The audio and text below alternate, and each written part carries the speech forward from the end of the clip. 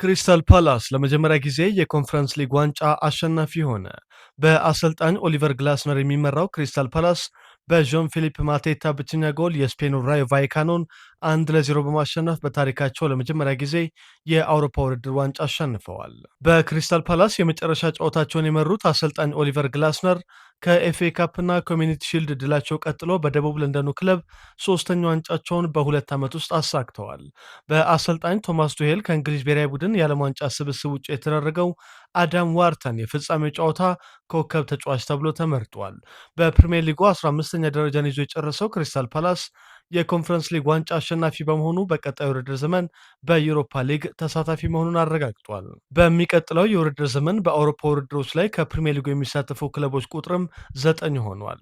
በአውሮፓ ቻምፒየንስ ሊግ አርሰናል፣ ማንቸስተር ሲቲ፣ ማንቸስተር ዩናይትድ፣ አስቶን ቪላ እና ሊቨርፑል ይሳተፋሉ። ቦርንመዝ፣ ሰንደርላንድ እና ክሪስታል ፓላስ በዩሮፓ ሊግ 8ኛ ደረጃን ይዞ የጨረሰው ብራይተን ሆቭ አልቢየን ደግሞ በኮንፈረንስ ሊግ ተሳታፊ ይሆናሉ። ማንቸስተር ዩናይትድ ኤደርሰንን ከአታላንታ ለማስፈረም ተስማማ። እንደ ስካይ ስፖርት ዘገባ ከሆነ ቀይ ሰይጣኖቹ የአታላንታውን አማካይ በ35 ሚሊዮን ፓውንድ የዝውውር ሂሳብና በ3 ሚሊዮን ፓውንድ ቦነስ ዝውውሩን ለመፈጸም ተቃርበዋል።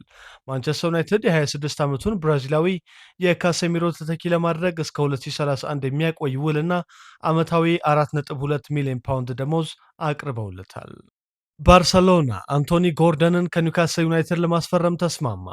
የስፔኑ ክለብ የኒውካስሉን የፊት መስመር ተጫዋች ወደ ካምፕ ኑ ለማዘዋወር 7 ሚሊዮን ፓውንድ እና ወደፊት የሚከፈል 5 ሚሊዮን ፓውንድ ወጪ ለማድረግ ተዘጋጅቷል። የ25 ዓመቱ እንግሊዛዊ በባርሰሎና እስከ 2031 የሚያቆይ የ5 ዓመት ውል የሚፈርም ሲሆን በዓመት 13 ሚሊዮን ዩሮ የሚያስገኝለትን ዝውውር ለመጨረስ ለሕክምና ምርመራ ዛሬ ወደ ስፔን ይጓዛል። በመስመርና በአጥቂ ቦታ ላይ መጫወት የሚችለው አንቶኒ ጎርደን ከባርሰሎና በተጨማሪ በሊቨርፑልና ባየር ሚኒክ ይፈለግ ነበር። ቶተንሃም ሆትስፐር አንዲ ሮበርትሰንን ለማስፈረም መስማማቱ ተገለጸ። ከ9 የውድድር ዘመናት በኋላ ከሊቨርፑል ጋር የተለያየው አንዲ ሮበርትሰን ወደ ሰሜን ለንደን በማቅናት በነፃ ዝውውር የአሰልጣኝ ሮቤርቶ ዲዘርቢ የመጀመሪያ ፈራሚ ይሆናል። የ32 ዓመቱ ስኮትላንዳዊ በቶተንሃም እስከ 2028 የሚያቆየውን ውል የሚፈርም ሲሆን ቦነስን ጨምሮ በዓመት 8.2 ሚሊዮን ፓውንድ ደሞዝ ይከፈሏል ተብሏል። የእንግሊዝ ፕሪምየር ሊግ የውድድር ዘመኑ ምርጥ አዲስ ፈራሚ ሽልማት እጩዎችን ዝርዝር ይፋ አድርጓል።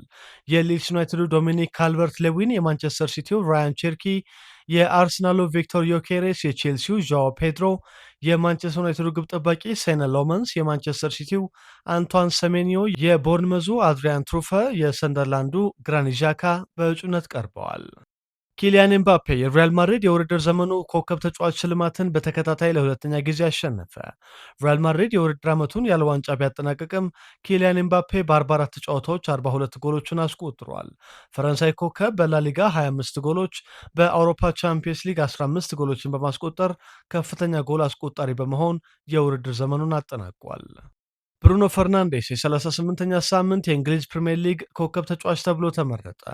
ፖርቱጋላዊ አማካይ ማንቸስተር ዩናይትድ ብራይተንን 3-0 ሲያሸንፍ አንድ ጎል አስቆጥሮ አንድ አሲስት አድርጓል።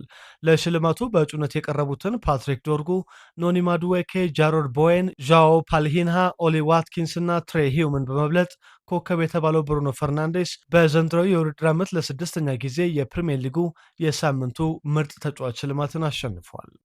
የቀድሞው የሌስተር ሲቲ ግብ ጠባቂ ካስፐር ሽማይክል ጓንቱን እንደሚሰቅል አስታወቀ። የ39 ዓመቱ ዴንማርካዊ ሰኔ ወር ላይ በሴልቲክ ያለው ኮንትራት ሲጠናቀቅ ከእግር ኳስ እንደሚገለል ይፋ አድርጓል። በአሁኑ ወቅት በትከሻ ጉዳት ምክንያት ከጨዋታ የራቀው ሽማይክል በግብ ጠባቂነት ዘመኑ በክለብና ብሔራዊ ቡድን ከ900 በላይ ጨዋታዎችን አከናውነዋል። የቀድሞ የማንቸስተር ዩናይትድ ታላቅ ግብ ጠባቂ ፔተር ሽማይክል ልጅ ካስፐር ሽማይክል ልክ እንደ አባቱ ሁሉ የመጀመሪያ የፕሪሚየር ሊግ ዋንጫውን በ29 ዓመቱ አሳክቶ በ39 ዓመቱ ጓንቱን ለመስቀል ወስኗል። አሰልጣኝ ኑኖ ኤስፒሪቶ ሳንቶ በዌስትሃም ዩናይትድ እንደሚቆዩ ተረጋገጠ። ዌስትሃም ከፕሪምየር ሊግ መውረዱን ተከትሎ ፖርቱጋላዊ አሰልጣኝ ክለቡን ይለቃሉ ሲባል ቢቆይም በሚቀጥለው የውድድር ዓመት በቻምፒየንሺፑ የመዶሻዎቹ አሰልጣኝ ሆነው እንደሚቀጥሉ ክለቡ አረጋግጧል። አሰልጣኝ ኑኖ ኤስፒሪቶ ሳንቶ በ2017-18 የውድድር ዘመን ወልቭስን በ99 ነጥብ የቻምፒየንሺፕ አሸናፊ በማድረግ ወደ ፕሪምየር ሊጉ ማሳደግ ችለዋል። ላዚዮ አሰልጣኝ ማውሪዚዮ ሳሪ በጋራ ስምምነት ክለቡን መልቀቃቸውን አስታወቀ። የ67 ዓመቱ ጣሊያናዊ በሴሪአው ዘጠነኛ ደረጃን ይዘው መጨረሳቸውን ተከትሎና በኮፓ ኢታሊያ ፍጻሜ በኢንተር ሚላን ከተሸነፉ በኋላ ከላዚዮ ጋር ተለያይተዋል። የቀድሞው የቼልሲ አሰልጣኝ ማውሪዚዮ ሳሪ አታላንታን ይረከባሉ ተብሎ ይጠበቃል። በመጨረሻም ወደ ዓለም ዋንጫ ዜና ስናልፍ አሰልጣኝ ሮናልድ ኮማን የኔዘርላንድስ ብሔራዊ ቡድንን የዓለም ዋንጫ ስብስብ ይፋ አደረጉ። ቨርጅል ቫንዳይክን ጨምሮ ከእንግሊዝ ፕሪምየር ሊግ 15 ተጫዋቾች በኔዘርላንድስ ስብስብ ውስጥ ሲካተቱ የሊቨርፑሉ ጀረሚ ፍሪምፖንግ ሳይጠራ ቀርቷል። ራያን ግራቨንበርክ፣ ኮዲ ጋክፖ፣ ቲጃኒ ሬይንደርስ፣ ናታን አኬ፣ ሚኪ ቫንደቬን እና ከመጋቢት ወር ጀምሮ በጉዳት ከሜዳ የራቀው የአርሰናሉ ጁሪየን ቲምበር ለዓለም ዋንጫው ጥሪ ቀርቦላቸዋል። የማንቸስተር ዩናይትዱ ጆሹዋ ዚርክዜና የኒውካስሉ ተከላካይ ስቬን ቦትማን ግን ሳይጠሩ ቀርተዋል። የቶተንሃሙ ዣቪ ሲሞንስ እና የማንቸስተር ዩናይትዱ ማታይስ ደሊት በጉዳት ከውድድሩ ውጭ ሆነዋል። በ1974፣ 1978 እና 2010 ሶስት ጊዜ ለዓለም ዋንጫ ፍጻሜ የደረሰው የኔዘርላንድስ ብሔራዊ ቡድን በ2026 ዓለም ዋንጫ ምድብ 6 ላይ ከጃፓን፣ ስዊድን እና ቱኒዚያ ጋር ተመድቧል።